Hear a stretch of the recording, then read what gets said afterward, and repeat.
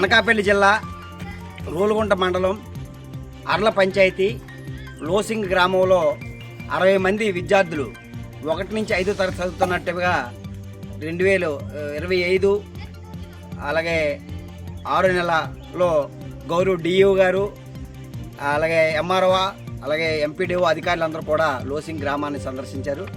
దీనికి permanent school ఇస్తామని చెప్పేసి జిల్లా కలెక్టర్ గారికి అప్పుడు ఆర్డీఓ గారు ఒక లెటర్ కూడా తయారు చేశారు. అయితే ఆల్టర్నేట్ స్కూళ్ళు అనేది లోసింగ్ గ్రామానికి పిత్రిగడ్డ గ్రామానికి ఇస్తారు. ఆల్టర్నేట్ స్కూల్లో టీచర్గా చెప్పాలంటే డిగ్రీ పాస్ అయి ఉండాలి. కానీ ఇక్కడ డిగ్రీ పాస్ అయిన లేకపోవడం వల్ల ఎడ్యుకేషన్ అధికారులు వేరే వాళ్ళని రిక్రూట్ చేసి ఇక్కడ లోకల్ ఉన్న వాళ్ళకి టీచింగ్ చెప్పిస్తారు. దీనివల్ల డబ్బులు 10 ఇచ్చిన జీతం కూడా 6 నెలలు ముందుగా రావు, ఎప్పుడో అయిపోయిన తర్వాత వస్తాయి. దీనివల్ల ఏమవుతుందంటే పర్మనెంట్గా స్కూల్ లేకపోవడం వల్ల విద్య అభ్యసించడానికి చాలా ఇబ్బందిగా పడుతుంది.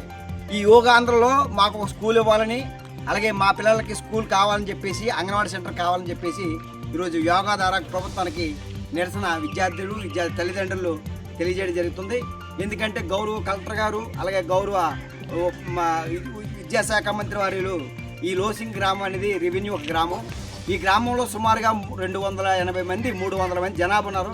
అతి పెద్దటువంటి గ్రామం కోందు ఆదివాసీ గిరిజనుల గ్రామానికి స్కూలు అంగన్వాడీ సెంటర్ ఇవ్వాలని చెప్పి గత 3-4 సంవత్సరాల నుంచి మన కలెక్టర్ గారి గ్రీవెన్స్లో కూడా దరఖాస్తు పెడతాను.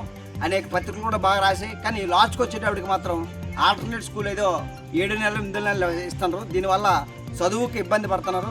అదే కిందనైతే ప్రతి ఊరికి బస్సులు వస్తాయి, అక్కడ స్కూళ్ళు ఉంటాయి కానీ టీచర్లతో ఉంటారు కానీ పిల్లలు ఉండరు. అదే ఈ కొండ మీద అయితే పిల్లలు ఎక్కువ మంది ఉన్నారు, స్కూల్ లేదు.